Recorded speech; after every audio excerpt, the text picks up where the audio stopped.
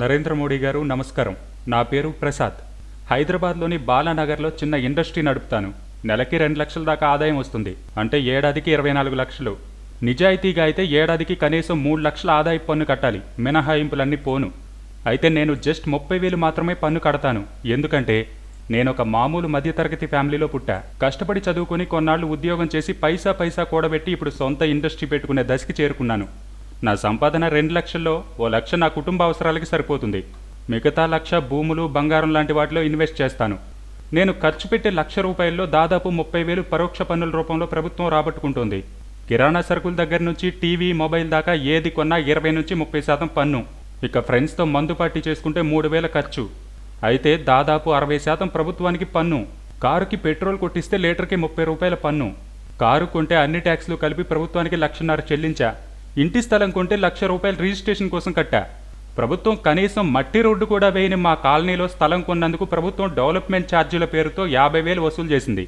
ప్రభుత్వ ఆసుపత్రులు ఎంత అధ్వానంగా ఉన్నాయో చూశాక, కార్పొరేట్ ఆసుపత్రులు ఎంత దోపిడీ చేస్తున్నాయో చూశాక తప్పక హెల్త్ ఇన్సూరెన్స్ పాలసీ తీసుకుంటే సిగ్గు కూడా లేకుండా ప్రభుత్వం దాని మీద సర్వీస్ ట్యాక్స్ వేసింది. దారి దోపిడీ దొంగలు దోచుకున్నట్టు ప్రతి దాని మీద, ఆఖరికి శ్మశానంలో శవదహనం మీద కూడా పన్నులేస్తున్న ప్రభుత్వం మాకు తిరిగి ఏమిస్తోంది? గవర్నమెంట్ స్కూల్లో మా పిల్లల్ని చేర్పిస్తే చదువు వస్తుందనే నమ్మకం ఉందా? గవర్నమెంట్ ఆసుపత్రిలోకి వెళ్తే ఆరోగ్యంతో తిరిగి వస్తామనే నమ్మకం ఉందా? దేశ రక్షణ, రోడ్లు వేయడం తప్ప చేస్తున్న అభివృద్ధి పనులేమిటో మాకు అర్థం కావట్లేదు. కారు కుంటే రోడ్ ట్యాక్స్, రోడ్డెక్కితే టోల్ ట్యాక్స్, టోలు తీసేస్తున్నారు కదా సార్. ఇక మా పన్నుల డబ్బు ఏమైపోతుంది? మా ఇండస్ట్రీలో పనిచేసే వారికి జీతం పెంచాలంటే వారు ఎంత పనిచేస్తారు, ఎలా పనిచేస్తారు అని ప్రతి ఏడు చూసి ఇంక్రిమెంట్ ఇస్తాం. కానీ ప్రభుత్వాలు ఏం చేస్తున్నాయి? ఉద్యోగి పనిచేసినా చేయకపోయినా, అధ్వానంగా చేసినా అందరికీ ఒకే జీతం, ఒకే ఇంక్రిమెంట్. మా సొమ్మంటే అంత లోకువా? పైగా మా పన్నుల డబ్బుతో జీతాలు తీసుకుంటూ మా పనులు చేయాలంటే ఫోజులు కొడతారు. 10 గంటలకు ఆఫీస్ అంటే 11 గంటలకు వస్తారు. లంచం లేకుండా ఒక్క పని కూడా చేయరు. మరెందుకు సార్ మేము ప్రభుత్వానికి పన్నులు కట్టాలి? ఇండస్ట్రీ నడవాలంటే కరెంటు వాళ్ల దగ్గర నుంచి ప్రతి ఒక్కరికి లంచాలు ఇవ్వాలి. అందరికీ కలిపి నెలకి సుమారు 10,000 నేను లంచం ఇవ్వాల్సి వస్తుంది. ఆ లంచాలన్నీ వైట్లో చూపించడం ఎలా సార్? అందుకే సార్, మాకు ప్రభుత్వానికి పన్ను కట్టాలంటే కడుపు మండిపోద్ది.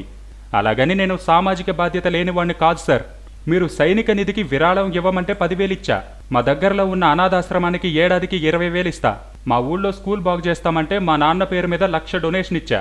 కానీ ప్రభుత్వానికి పన్ను కట్టాలంటే మాత్రం నాకు మనసు ఒప్పదు సార్. ఓకే, ఇదంతా గతం. ఇప్పుడంతా వైట్ మనీలోనే వ్యవహారాలు చేద్దాం.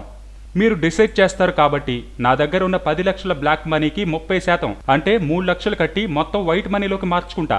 కానీ రేపటి నుంచి నేను నెలకి 10,000 లంచం ఇవ్వకుండా పనులు అవుతాయనే గ్యారంటీ ఇస్తారా? లేదా లంచాలని చెక్ రూపంలో తీసుకోమని ఉద్యోగులకి పర్మిషన్ ఇస్తారా? ఇక నాయకుల సంగతి చెప్పలేదు కదా. మా గల్లీ లీడర్ దగ్గర నుంచి ఎమ్మెల్యే దాకా అందరి ఎలక్షన్లకి అన్ని పార్టీల వాళ్ళకి విరాళాలు ఇవ్వాలి, లేకపోతే ఇబ్బంది పెడతారు. వీళ్ళని కూడా విరాళాలు చెక్కుల రూపంలో తీసుకోమని చట్టం తెస్తారా?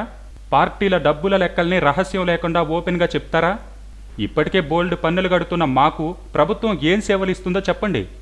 నాయకుల జల్సాల కోసం, ఉద్యోగుల జీతాల కోసం అయితే మేము పన్నులు కట్టం సార్. వీలైనంత ఎగ్గొడతాం. 10 ఏళ్లకి మళ్లీ దేశంలో బ్లాక్ మనీ పెరిగిపోతుంది. అప్పుడు మళ్లీ నోట్ల మార్పిడి తెస్తారా? ఇందుకు కాదు సార్ మిమ్మల్ని ఎన్నుకుంది.